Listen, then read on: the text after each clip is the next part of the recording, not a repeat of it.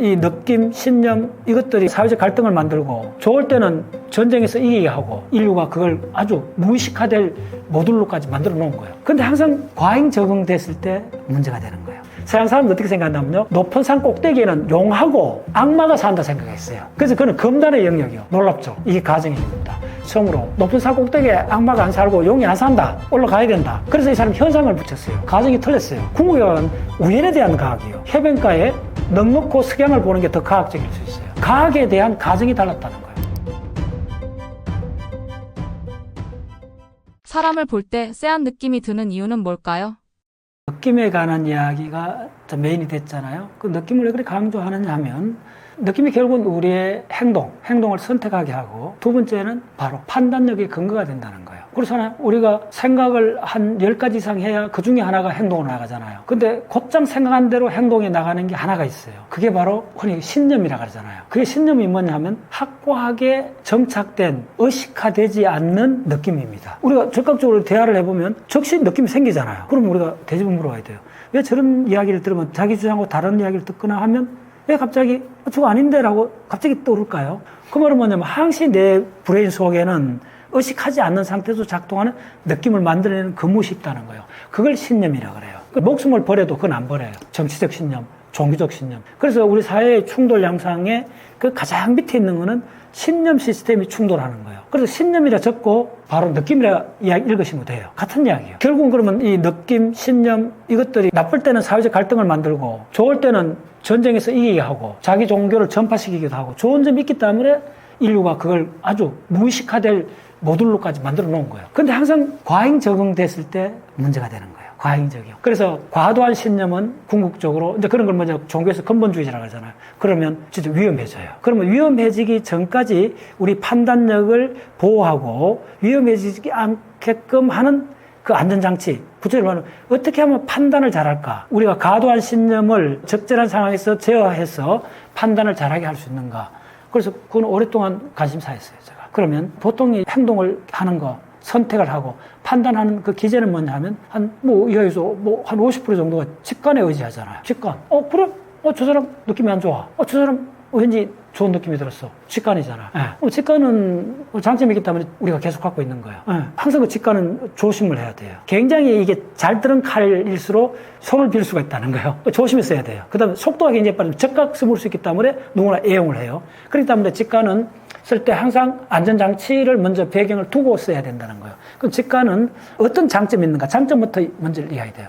직관은 우리가 사회적 환경이나 자연적 환경에서 바로 특징을 빨리 축출하기 위해서 그런 과정에서 진화되어 온 거예요. 특징을. 직관이 뭡니까? 저 사람 사기꾼 같아. 저 사람 좋은 인상이야. 딱 그거 하나잖아요. 직관에 떠오르는 건 여러 종류가 아니라는 거예요. 딱 하나 그 사람을 대표하는 무엇을 짧은 시간에 딱 캐치해내는 게 직관이에요. 왠지. 그 직관 앞에는 한 줄 왠지. 왠지 느낌이 있어. 그게 직관이잖아요. 그러면 그게 어떤 상황에서는 유용하고 잘 맞아 들어가요. 우리 인간 정신작용의 거의 대부분에 작동되는 건 뭐냐면 한 70% 좋은 경우가 있고, 그리고 어떤 것도 100% 좋다 이런 건 없어요. 그래서 지금 세포 생물학을 해보면 결국 우리가 신경도 세포인데 모든 세포 레벨에 들어가 보면 굳이 절대적인 거 있다면 딱 하나밖에 없어요. 균형이요. 독약도 조금 쓰면 아주 처방약이 되잖아요. 생물은 똑같아요. 그래서 이 안에 들어가 보면 균형이 핵심이에요. 균형. 그걸 아주 철저히 개념화를 하면 우리가 균형을 벗어났을 때는 어떤 좋은 것도 위험해진다. 그걸 신념을 바꿔놓을 정도로 해보면 돼요. 그래서 첫 번째 직관은 한 10% 정도만 상황에 따라서 맥시멈 한 30% 정도만 응용하면 된다. 그러면 굉장히 중요한 결정을 낼 때는 직관을 한 30% 따라가고 70%는 데이터 분석을 해야 돼요. 더 엄밀히 말하면 명확한 논리적 추론을 해야 돼요. 직관의 반대가 뭐냐면 논리적 추론이에요. 그럼 논리적 추론을 하려면 반드시 뭐가 있어야 되느냐 하면 데이터가 있어야 돼요. 그러면 우리가 개인 관계에서는 그 데이터가 뭐예요? 그 사람이 이전에 했던 모든 내하고 인터랙션들이요. 기억들이요. 됐죠. 과거의 기억이 빅데이터잖아요. 그래서 그 범죄 심리하는 사람들이 어떤 A라는 사람의 행동을 예측하는 가장 중요한 거는 우리가 그 사람 친구를 보면 안 돼 그러잖아요. 혹은 그쪽 가정 환경을 보면 안 돼 이런 이야기 하는데 그보다 더 결정적인 건 뭐냐면 그 사람이 지난주 혹은 그 사람이 한 달 전에 어떤 행동을 했는가 이틀 전에 어떤 행동을 했는가 보면 바로 그 사람의 과거 행동이 그 사람의 다음 날 행동을 결정지는 상관관계가 가장 높다는 거예요. 부모, 형제, 친구보다도. 맞죠? 그렇다 하잖아요. 그 말이 뭐냐 하면 우리가 판단을 내릴 때도 경험에 많은 데이터를, 빅데이터를 하는데 그 데이터를 불러와갖고 지금 구체적으로 상황이 벌어졌잖아요. 그 상황을 논리적 추론 과정을 통해서 그 상황의 답을 빅데이터를 통해서 얻으라는 거예요. 70% 정도는. 그래서 직감보다 사실은 좀 더 안전하게 쓸 수 있는 건 뭐냐 하면 짧은 간단한 공식 가까운 거예요. 우리가 수학할 때 공식을 암기했잖아요. 그래서 우리 인간 행동이나 감정 이런 데도 스스로 유용하게 쓸 수 있는 공식을 몇 개 만들어 놓으면 돼요. 자, 오늘 제가 그 공식 하나를 이야기했잖아. 만든 공식 하나 이야기했잖아. 바로 뭐였어요? 느낌은 그 사람의 고유한 거야. 내가 만든 공식. 느낌은 그 사람의 고유한 거야. 그 사람의 고유한 독자성이야. 내가 그 사람의 느낌에 대해서 내가 왈가불가하고 틀렸다 맞다 내 가치 기준을 그 사람한테 적용한다는 거는 그거는 오바야. 그럼 딱 드러나는 게 뭐냐면 가해자냐 피해자냐 이게 먼저 부각이 딱 되면 답이 딱 나와버려요. 마찬가지로 그런 건 이제 간단한 공식이라고 해요. 우리가 판단할 때도 생각할 때도 간단한 공식을 만들어서 쓰는 게 직관에 의지하는 것보다 훨씬 확률적으로 효율적이라는 거예요. 그러면 어떻게 간단한 공식을 만들까? 이것도 알죠. 양질의 빅데이터한테서 추출한 논리적 구조를 동반한 간단한 공식을 만들어라는 거예요. 네, 바로 그겁니다. 그걸 우리 뭐라 그러죠? 그게 오랫동안 수백 년 동안 결정화된 게 뭐죠? 그게 바로 속담이고 격언이죠. 오마이 사이언스. 저는 속담 되게 좋아해요. 격언 되게 좋아해요. 속담이나 격언은 적어도 수백 년 동안 어떤 민족이 어떤 역사적 상황에서 공동의 경험에서 추출되어 온 경험의 결정판의 간단한 공식이잖아요. 그래서 직관에 의지하기보다는 스스로 만든 간단한 공식에 의지하라. 근데 단 이때 스스로란 말 좀 조심해야 되는 게 가급적이면 역사성을 동반한 빅데이터는 데이터가 많을수록 좋아요. 검증된, 역사는 검증이 됐잖아요. 수백만 명을 대상으로 역사적 판단이 있었잖아요. 물론 역사적 데이터도 시대에 따라 달리 해석된다는 걸 알잖아요. 그까지 다 고려해갖고, 그러나 우리가 빅데이터 관점에서 역사의 데이터는 우리 민족, 우리 지정학적 우리나라에서 일어난 이 역사적 데이터는 진짜 어떤 나라에서보다 비교 우위에 있는 거죠. 데이터로 삼을 수 있는. 그래서 직관에 의지하기보다는 간단한 공식에 더 신뢰를 보내라. 올바른 판단을 하는데 가장 중요한 게 뭘까요? 상황적 인지를 하라. 자, 판단력이 작동되는 거는 바로 전제가 뭐냐면 어떤 상황이 벌어졌잖아요. 이건 좀 설명이 필요합니다. 보시면. 근데 우리 인지작용이 그 포커스를 너무 좁게 잡는 경우가 많기 때문에 그 배경을 놓쳐버려요. 흔히 일어나잖아요. 근데 어떤 상황은 반드시 그걸 동반한 배경이 있었잖아요. 배경 없는 상황이 없잖아요. 어떤 일어난 일은 반드시 그 일어나는 많은 맥락적 상황 속에서 일어났는데 우리가 정보 처리 용량이 그렇게 크지 않기 때문에 그 결과만 보고 이 배경 맥락을 인지 파악하는 능력이 부족하다는 거예요. 그럼 이런 거는 사실은 지도자가 되거나 리더가 되는 사람한테는 가장 중요한 덕목이 되죠. 한 국가의 운명을 결정하든지 좀이는 회사의 그 사업을 결정할 때는 가장 중요한 겁니까? 내가 갖고 있는 정보만 갖고는 안 되는 거죠. 우리 회사 내부 정보 갖고는 부족하죠. 그럼 더 중요한 거는 상황적 인지, 상황적 인식, 그 배경 상황적 인식에 주의를 기울여라. 그래야 배경적 상황 인식에서 사건이 벌어졌고, 그러면 사건의 방향, 사건의 흔히 말하는 올바름이라는 거는 배경적 상황을 무시해서는 먼저 방향이 틀릴 수가 있다는 거예요. 왜냐하면 배경적 상황이 바로 뭐죠? 우리가 논리학에서 말하는 전제가 된다는 거예요. 자, 우리 들어보죠. 전제 조건이라는 거. 그 전제 조건이 뭐냐면 if then이에요. 우리가 if를 자꾸 잊어버리는 거예요. 전제를 잊어버리고 결과만 자꾸 주목하기 때문에 나중에 황당한 결과 평가, 황당한 판단을 하게 된다는 거예요. 지금 요즘에 이게 좀 아주 학문적으로 진지하게 보는 연구자들이 있어요. 우리의 정신작용은 근육처럼 작동하는 것이 아니고 이렇게 한 답을 다양한 인지작용의 여러 가지 가닥으로 되어 있다는 거예요. 굳이 그 가닥들이 다 하나에 합쳐져 있지 않을 수도 있고 사이에 합쳐지기도 하고 다양성이 있다는 거예요. 그 모든 가닥이 기본적으로 작동하는 if then이라는 거예요. 우리가 모든 인식작용이 우리 브레인이 작동하는 가장 밑에 있는 거는 항상 가정이 있다는 거예요. 근데 가정은 대부분 무의식적으로 처리한다는 거예요. 그 무의식적으로 처리하는 거기 때문에 의식화되지 않기 때문에 우리를 무시해버린다는 거예요. 자, 예를 들어줄게요.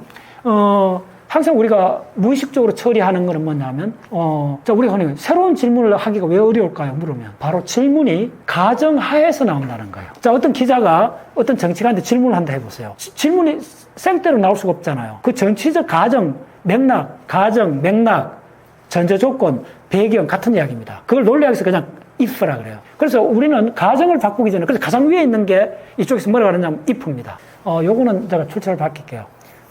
한 3년 전에 제가 읽었던 책인데, 그러므로 나는 의심한다는 책입니다. 대단해요. 거의 뭐 선악의 기원 정도 레벨의 책이에요. 나를 의심한다. 이 책의 가장 중요한 주제는 뭐냐 하면 우리의 의식 사고장의 맨 위에 있는 것은 가정이라는 거예요. 그래서 이 가정을 바꾸기 전에는 다 바꿀 수가 없다는 거예요. 그래서 예를 들면 과학사를 해보면 과학의 혁명은 전부 다 가정을 바꾸면서 일어나는 겁니다. 바로 그 양자혁명이 어떻게 일어났냐 하면 막스 플랑크 이전에는 뉴턴적 학에서는 에너지가 연속으로 받잖아요. 그런데 바로 막스 플랑크가 그 유명한 막스 플랑크 분포 곡선, 저는 이건 뭐 수도 없이 강의 한다가 그 유도한 걸 5번이 넘을 거예요. 수식 다 했고 유도를 다 해요.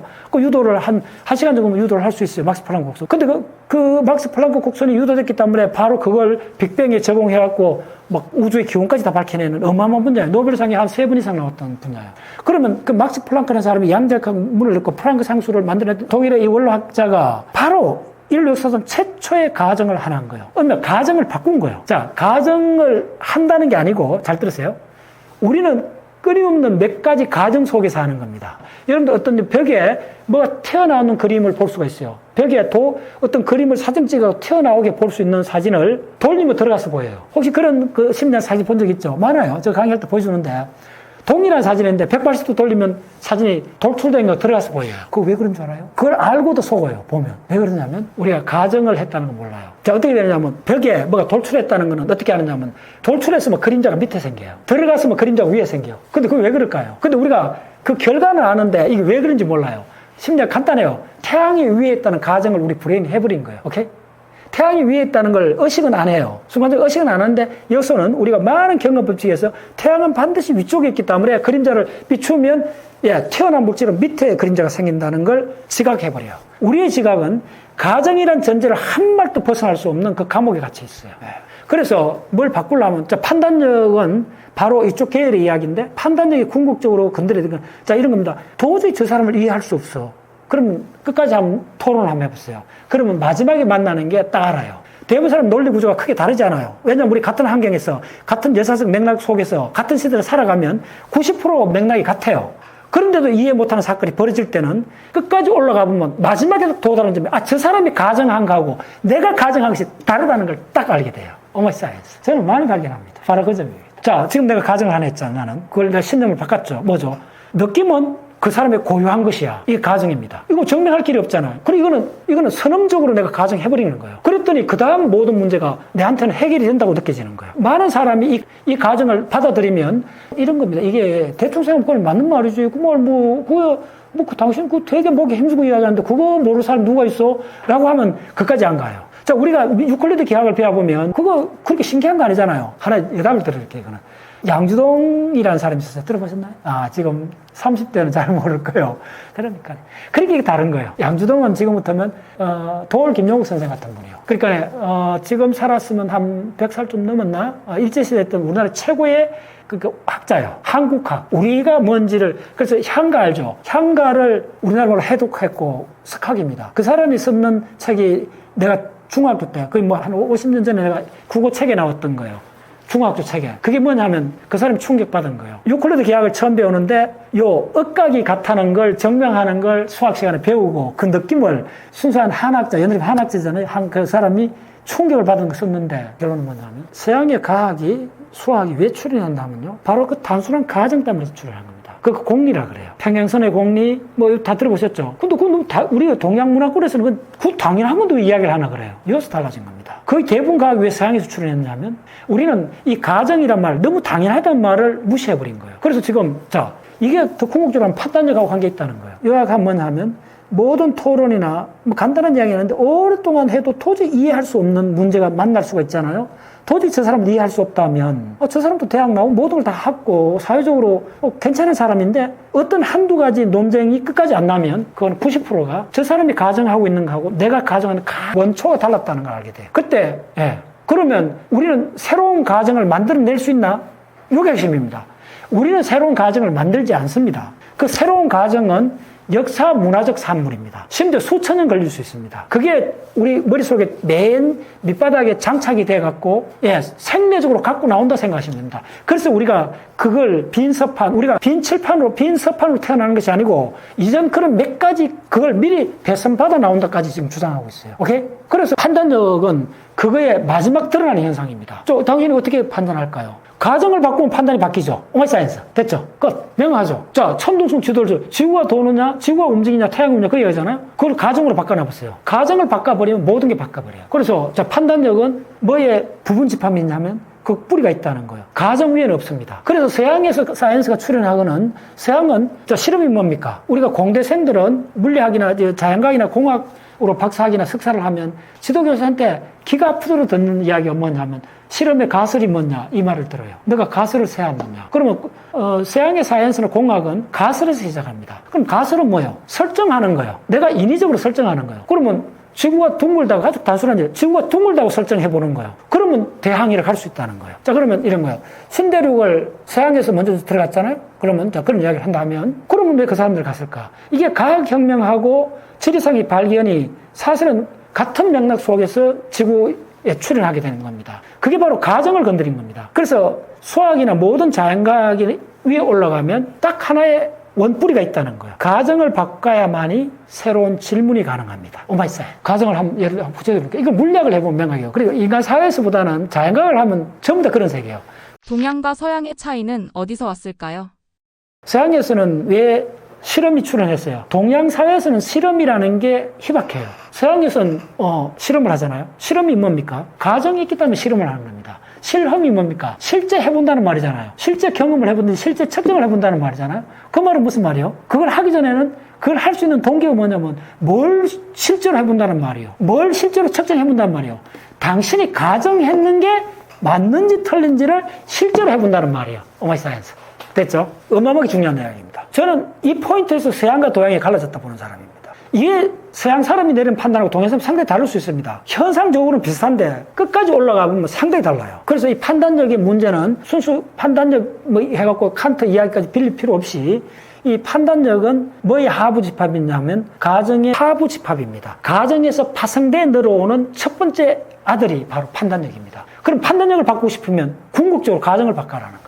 이게 사이언스의 길입니다. 그러면 그걸 증명을 어떻게 하지? 그게 실험입니다. 실험이란 말은 실제 해본다는 거잖아. 그럼 그전에는 왜 실제 경험을 못 했느냐? 간단합니다. 가정이 달라서 그렇습니다. 한 가지 예를 들어줄게요. 서양에서 가장 높은 산은 대략 3,000m쯤이잖아요. 아프리카 몽블랑. 근데 왜 3,000m, 4,000m를 합시다. 우리가 그러면 중세까지만 해도 우리가 인간의 피지컬 리미트가 3,000m를 못 올라갈까요? 올라갈 수 있습니다. 그런데 서양에서 가장 높은 유럽에서 알프스산 몽블랑을 1700년도쯤에서 드디어 서양 사람이 올라갑니다. 이거 처음 들으면 이게 무슨 말인지 좀 황당해요. 근데 몽블랑 꼭대기를 누구나 다 올라갈 수 있어요.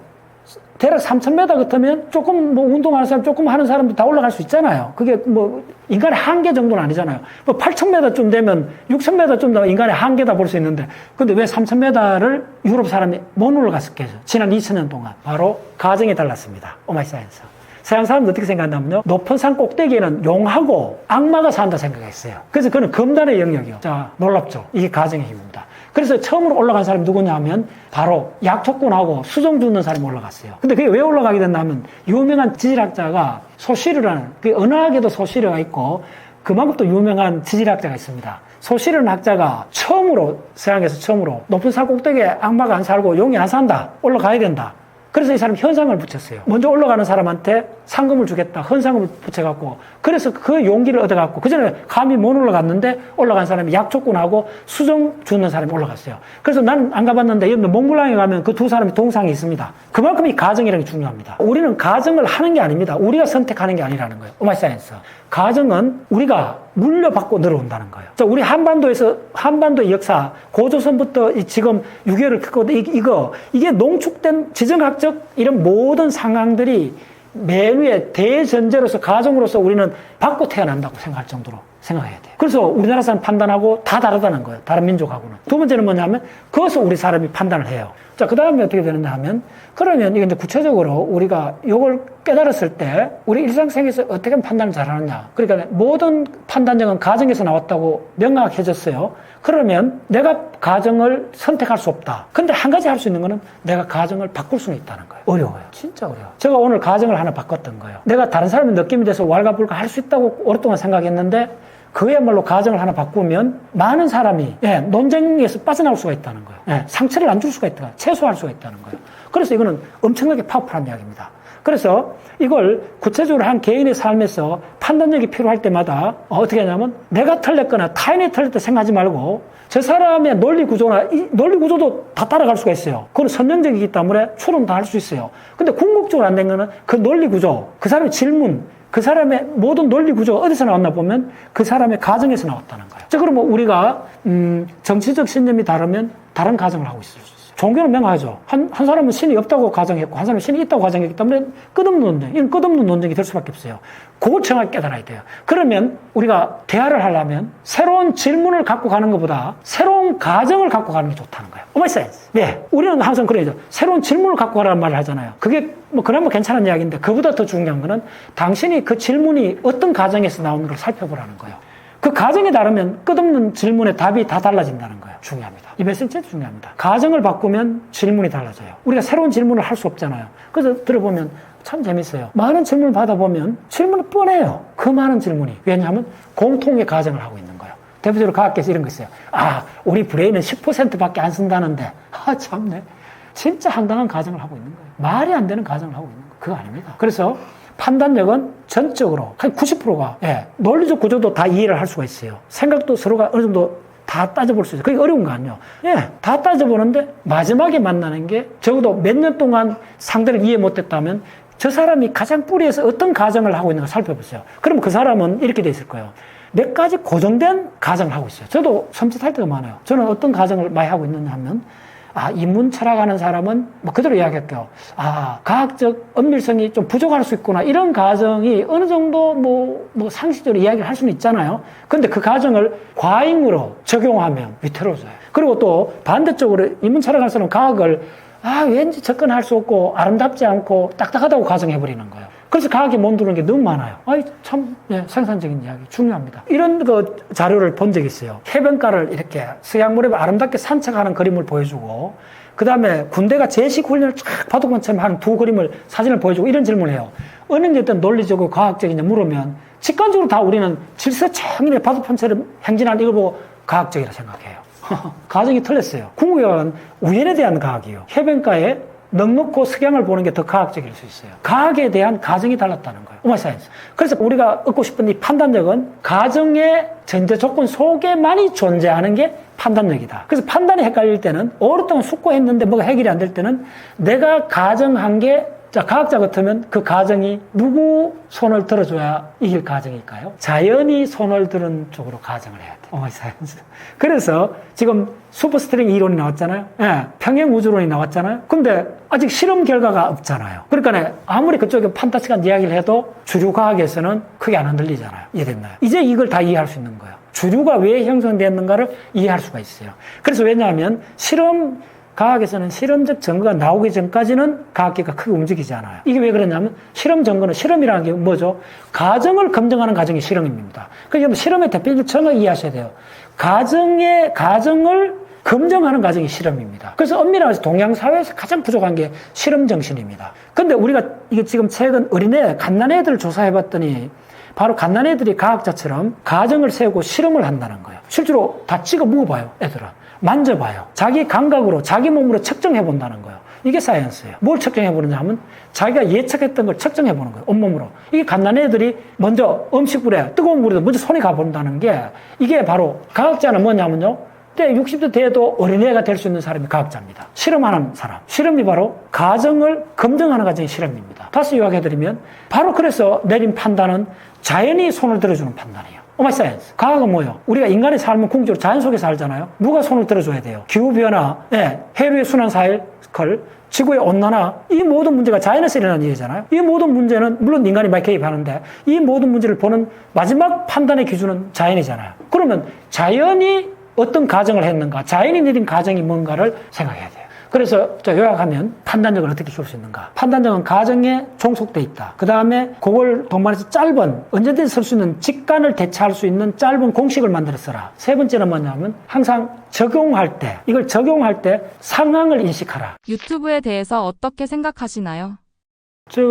유튜브 출연을 종종 해요. 많은 매체에서 봤을 겁니다. 그런데 저 사람 연구원 출신이고, 그냥 연구자 같은데, 시간이 많이 나나? 이런 생각도 하는 사람 있고, 뭐 두 번째는 저 사람 의견이 참 많네. 뭐 여러 군데 마당발처럼 온갖 이야기를 다 하네 하는 사람도 있고.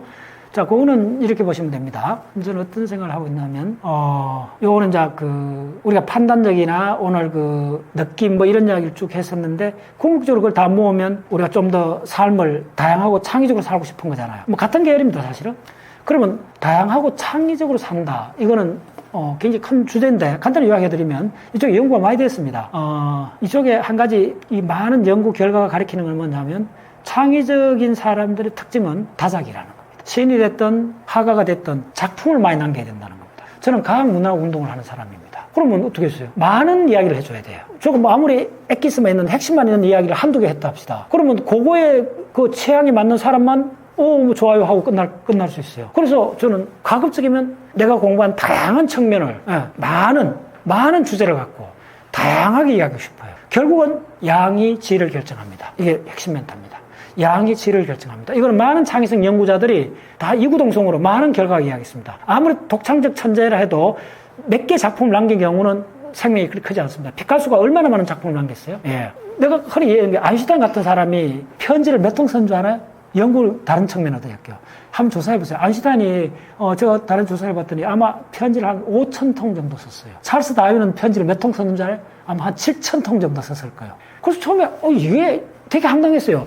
야, 아인슈타인 같으면 천재란 개념하고 편지를 1,000통 쓰기도 어렵잖아요. 이게 무슨 문자 보내는 것도 아닌데 정중하게 펜으로 편지 쓰는 게 수천 통이라 합시다. 저 되게 당혹스러웠어요. 이게 뭘 의미하는가? 첫 번째, 천재나 창의적 사람의 공통점은 다작이라는 겁니다. 어마어마하게 작품을 많이 남깁니다. 물론 초기에도 졸작들이 많아요. 아인슈타인의 일반 상대성 이론을 보면요, 그 과학사를 해보면요, 그게 한 10년에 걸쳐서 수식을 유도하는데 중간에 아인슈타인이 논문을 많이 써요. 쓰는데 그게 틀렸다는 걸 아인슈타인밖에 몰라요. 중간에 틀린 걸 고쳐 누르고 그게 점철입니다. 우리는 그거 모르고 그 마지막 판타지의 결과만 보기 때문에 대단하다. 그래서 착각하는 거예요. 무수한 헛발질 속에, 무수한 실패 속에, 무수한 습작 속에 만들어진다. 그래서 저도 가급적이면 웬만한 유튜브 채널에는 특별히 아니면 다춘을 하고 싶어요. 하려고 그래요. 왜냐하면 단순한 과학 운동이 아니고 과학 문화 운동을 하겠다는 거예요. 그래서 항상 한 사람이 듣는다 많은 사람이 듣고 그리고 물론 이제 가급적이면 검증된 엄밀한 과학만 이야기하려고 노력해요. 그래서 몇 가지 원칙을 삼는 게 뭐냐면 지난 이 과학 문화 단체를 만들고 이 운동을 하면서 항상 잊지 않을 원칙은 논문하고 교과서에 나왔지 않는 과학적 내용은 항상 조심해요. 이야기를 안 해요. 우리 회원들한테도 논문하고 과학 교과서에 나오지 않는 이야기를 하면 제가 항상 이야기를 해줘요. 우리 훈련센터가 있습니다. 우리 훈련센터에서는 일체 논문하고 교과서에 나온 이야기 이상은 하지 마라. 그래서 과학단체를 만들었어요. 그리고 지금도 그 원칙은 지킵니다. 검증받아야 돼요. 검증되고 양질의 정보는 가급적이 많은 곳에. 그리고 지금 이 유튜브 채널이 다들 자기가 좋아하는 책만 많이 보잖아요. 그래서 제가 조회수가 굉장히 낮은 것도 상관없이 많이 갈 때가 있어요. 왜냐하면 그 사람들이 특화된 선호하는 그 채널들 있잖아요. 그러면 내가 찾아가서라도 과학을 전파하는 게 나의 미션이라고 생각하기 때문에.